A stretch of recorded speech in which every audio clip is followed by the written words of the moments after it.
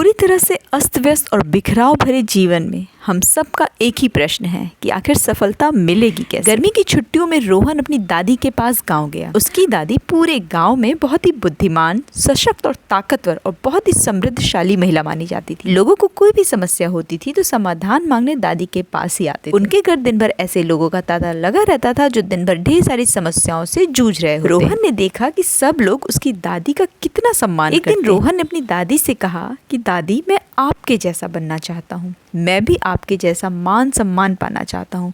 मैं ऐसा क्या करूँ कि मैं भी आप जितना सशक्त और समृद्धशाली बन जाऊँ।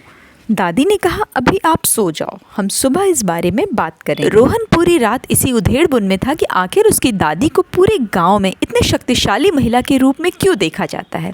सुबह होते ही रोहन ने फिर अपनी दादी से वही प्रश्न पूछा। दादी तब रोहन को अपने बागीचे में ले गईं और वहां से एक ही तरह के 2 पौधे लेकर आईं। उन पौधों के साथ उन्होंने क्या किया, ये जानने से पहले ये जान लें कि ईश्वर आपके सपनों को तोड़ता है क्योंकि वो आपको जगाना चाहता है, परिणाम गलत देता है क्योंकि वो सिखाना चाहता है, भरी दुनिया में अकेला महसूस कराता है क्योंकि वो साथ खड़ा है, ये बताना चाहता है। जिसके जैसे कर्म होंगे वापस वो लौटकर आएंगे ही आएंगे क्योंकि दुनिया गोल है, वो बताना चाहता है। तुझे बंद रास्तों की ओर ले जाना चाहता है क्योंकि वो तुझे उड़ना सिखाना चाहता है। जिसने तुझे धरती पर भेजा है वो तुझे सब कुछ सिखाना चाहता है, सब कुछ। तो केवल कठिन मेहनत को ही आप अपना साथी बनाइए क्योंकि काम तो दिन रात दीमक भी करती है पर वो निर्माण नहीं, विध्वंस करती है। सफलता का एक ही रहस्य है, कर्म कर्म और कर्म। क्योंकि राम और रावण, कृष्ण और कंस, गांधी और गोडसे, ओबामा और ओसामा सभी एक ही राशि के थे पर उनके कर्म अलग अलग थे। चाणक्य ने एक बार चंद्रगुप्त को समझाते हुए कहा था कि माना कि मैं तुम्हारा गुरु हूँ पर हर समय मैं तुम्हारा मार्गदर्शन नहीं कर सकता। मैं अगर अपने बारे में कहूँ तो मैं आज भी अपनी अंतरात्मा की ही आवाज़ सुनता हूँ और मानता हूँ। तो झांक कर देखिए कि आपकी अंतरात्मा आपसे क्या कहती है। कोई भी समस्या जो हमारी नियति में लिख दी गई है वो मानवीय क्षमताओं से बड़ी हो ही नहीं सकती। कुछ लोग तो परिस्थितियों के आगे बेबस हो जाते हैं, वहीं कुछ लोग उसी परिस्थिति में भी सफलता की कहानी लिख चले जाते हैं। कुएं में उतरने वाली बाल्टी यदि झुकती है तो भरकर ही बाहर आती है। जीवन का भी यही गणित है, जो झुकता है वो प्राप्त करता है। दादागिरी तो हम मरने के बाद भी कर लेंगे, लोग पैदल चलेंगे और हम कंधों पर। बस ध्यान ये रहे कि झुक कहाँ रहे हो, शैतान के आगे या भगवान के आगे। बस झुकने का मकसद और स्थान सही होना चाहिए। हम ढेर सारे बोझ अपने दिमाग पर लेकर चलते हैं। कभी भी किसी और के लिए जीने का प्रयास कभी मत करो, खासकर किसी के दृष्टि में अच्छा बनने के लिए तो बिल्कुल भी नहीं। हमने अकेले ही जन्म लिया है और अकेले ही जाएंगे। बस हमारा कर्म ही हमारा फल होगा।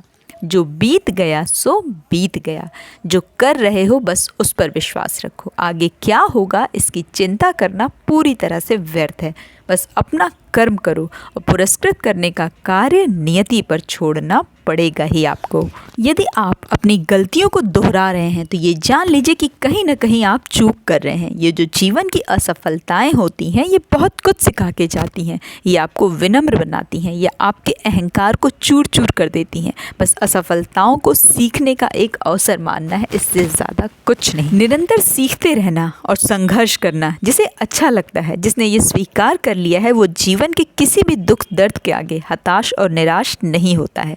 कठिन से कठिन स्थिति में भी वो अपना रास्ता बना ही लेता है और ऐसा ही बनना है आपको। कभी कभी क्या होता है कि बार बार असफल होने से हम क्रोध से भरे हुए होते हैं। हमें कुछ कह देता है तो हम तुरंत भड़क जाते हैं। क्रोध में, उन्माद में यानी क्रोधित व्यक्ति कभी भी समस्या का निदान तो कर नहीं सकता, परंतु अगर आप शांत चित्त के हैं तो आप हर समस्या का समाधान जरूर ढूंढ लेंगे। अब कहानी में बढ़ते हैं आगे कि दादी ने आखिर उन पौधों के साथ क्या किया। उन्होंने एक पौधा घर के अंदर लगा दिया और दूसरा पौधा घर के बाहर पड़ी बाहर जमीन पर लगा दिया। अब उन्होंने रोहन से पूछा कि अब बताओ कौन सा पौधा 1 साल बाद ज्यादा मजबूत और हरा भरा रहेगा। रोहन ने जवाब दिया कि अंदर वाला, क्योंकि वो अंदर है वो ज्यादा सेफ रहेगा। दादी ने कहा ठीक है। गर्मी की छुट्टियां खत्म हो गई और रोहन अपने मम्मी पापा के साथ शहर चला गया। 1 साल बीत गए और जब इस बार फिर गर्मी की छुट्टी आई तो रोहन गर्मी की छुट्टियां मनाने के लिए अपनी दादी के पास गाँव आया। उसने अपनी दादी से फिर वही प्रश्न पूछा और कहा कि आपने बताया नहीं था कि आपके जैसा मैं कैसे बन पाऊंगा। तब दादी ने रोहन को अंदर लगे पौधे के पास ले गईं, जिसमें ज़्यादा ग्रोथ नहीं हो पाई थी। उसकी पत्तियां भी उतनी ज़्यादा हरी भरी नहीं थी। उसके बाद वो बाहर लगे पौधे के पास ले गईं, जो कि एक ही साल में काफ़ी बड़ा और हरा भरा हो गया था, जिसकी शाखाएं चारों ओर फैली हुई थी। तब दादी ने समझाया रोहन को कि देखो, जो घर का बाहर वाला पौधा है उसने हर तरह की विपरीत परिस्थितियों को झेला, चाहे वो आंधी हो, बारिश हो, तूफान हो, तेज धूप हो, पर इन समस्याओं ने इसकी जड़ों को और ज़्यादा मजबूत बना दिया। और इसकी स्थिति ये है कि अब ये हर परिस्थिति को मजबूती के साथ झेलने के लिए खड़ा है। पर जो पौधा अंदर है उसने अपने जीवन में किसी भी तरह की विपरीत परिस्थिति का सामना किया ही नहीं, इसीलिए वो आज भी छोटा और कमजोर है। जब तक आप अपने जीवन में संघर्ष नहीं करते तब तक सफलता नहीं मिलती। आसान रास्ते आपको केवल कमजोर बनाते हैं, इससे ज्यादा कुछ नहीं।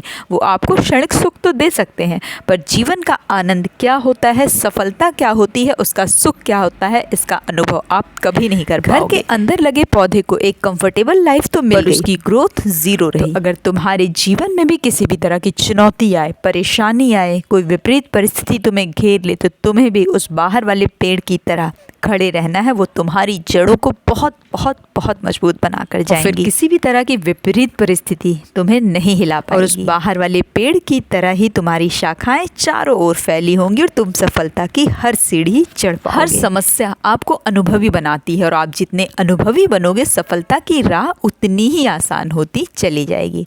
आपके आसपास ढेर सारे ऐसे लोग होंगे जो परेशान होंगे, कष्ट में होंगे, तो उन्हें ये ज़रूर शेयर करना। आपका एक शेयर किसी का जीवन बर्बाद होने से बचा सकता है। आपको अपने आप को और अपने आसपास के लोगों को पॉजिटिव बनाए रखने की इस कोशिश के लिए लाइक और सब्सक्राइब करके ज़रूर जाइएगा।